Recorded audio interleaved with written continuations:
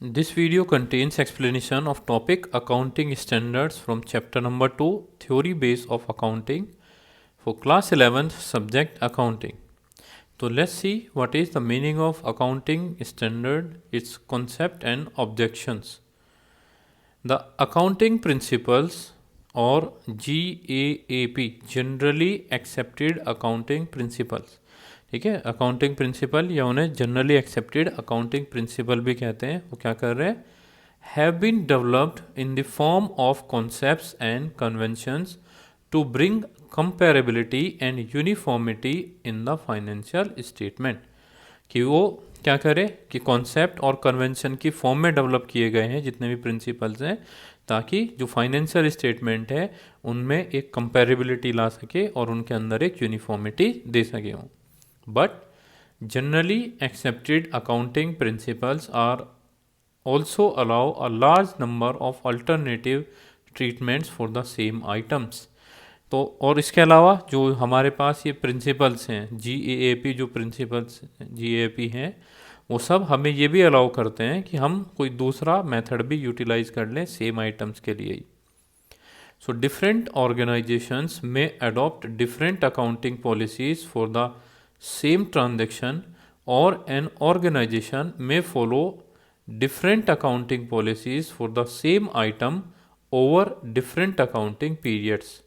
तो यहाँ पे क्या हो सकता है कि जो अलग अलग ऑर्गेनाइजेशन है उन्होंने अलग अलग अकाउंटिंग पॉलिसीज़ क्या कर रखी है, एडॉप्ट कर रखी है सेम ट्रांजैक्शन के लिए, कि एक ही तरीके के ट्रांजैक्शन के लिए हमारी ये वाली पॉलिसी है, या जो एक ऑर्गेनाइजेशन है वो अलग अलग अकाउंटिंग पॉलिसीज़ करती है सेम आइटम के लिए अलग अलग अकाउंटिंग पीरियड में. यहाँ पे सिर्फ अकाउंटिंग पीरियड चेंज कर देते हैं, लेकिन एक ही आइटम के लिए जो अकाउंटिंग पॉलिसीज़ हैं वो अलग अलग यूज़ करते हैं हर एक अकाउंटिंग पीरियड के अंदर.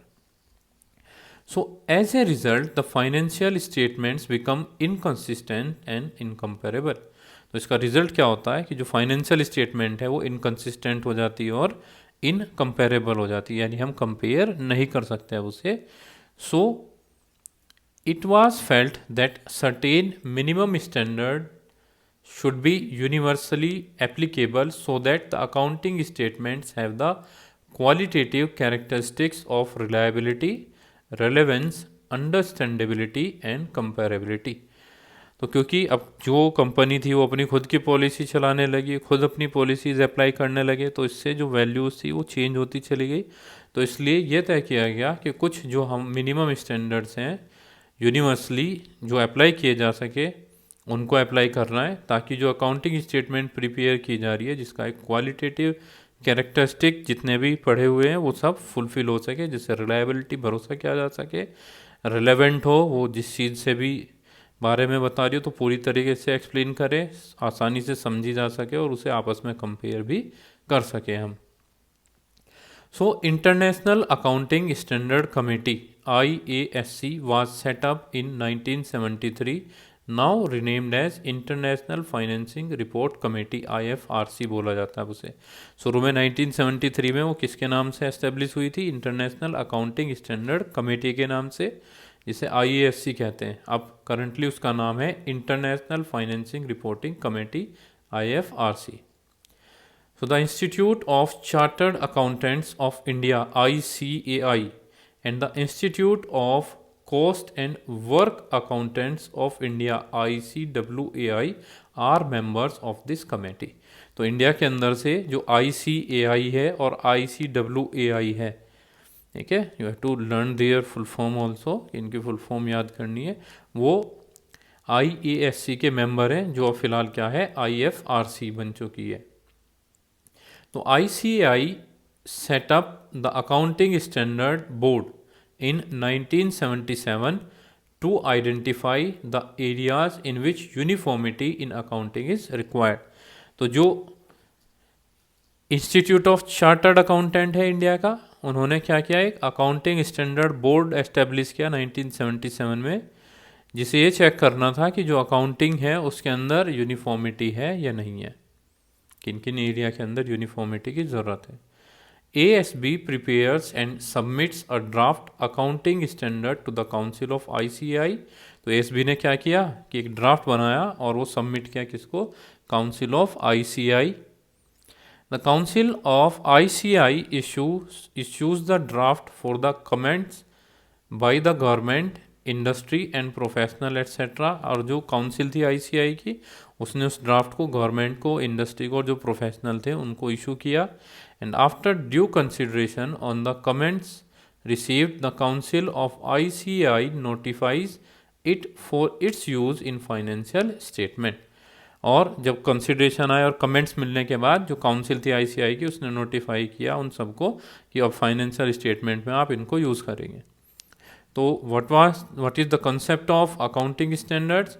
Accounting standards are written statements issued from time to time by institution of accounting professionals specifying uniform rules and practices for drawing the financial statement.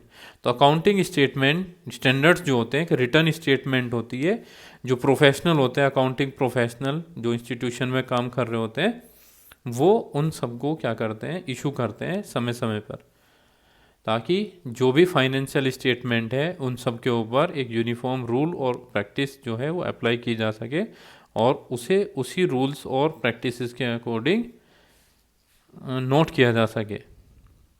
Then what are the objectives of accounting standards? Accounting standards के objective क्या है? Accounting standards are required to bring uniformity in accounting practices and policies by proposing standard treatment in the preparation of financial statement.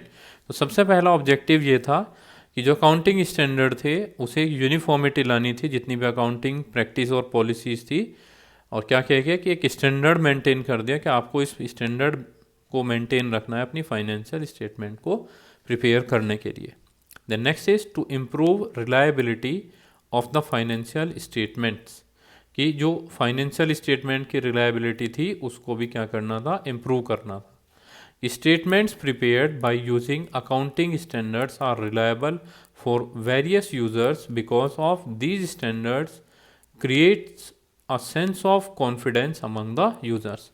अब क्योंकि अगर standard maintain कर रखे होंगे तो जो यूज़र उस इंफॉर्मेशन को यूज़ करना चाहता है तो उसके ऊपर वो कॉन्फिडेंटली बिलीव कर सकता है. यानी रिलायबिलिटी और रिलेवेंट और अंडरस्टैंडेबिलिटी, ये सब फैक्टर्स उसके अंदर इंक्रीज हो जाते हैं. To prevent frauds and manipulation by codifying the accounting methods and practicing.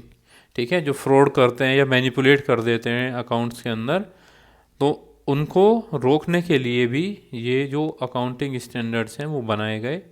ठीक है, एंड टू हेल्प ऑडिटर्स, जो ऑडिटर्स होते हैं उनको हेल्प करने के लिए भी अकाउंटिंग स्टैंडर्ड्स यूज़ किए जाते हैं. So accounting standards provide uniformity in accounting practices, so it helps auditors to audit the books of account.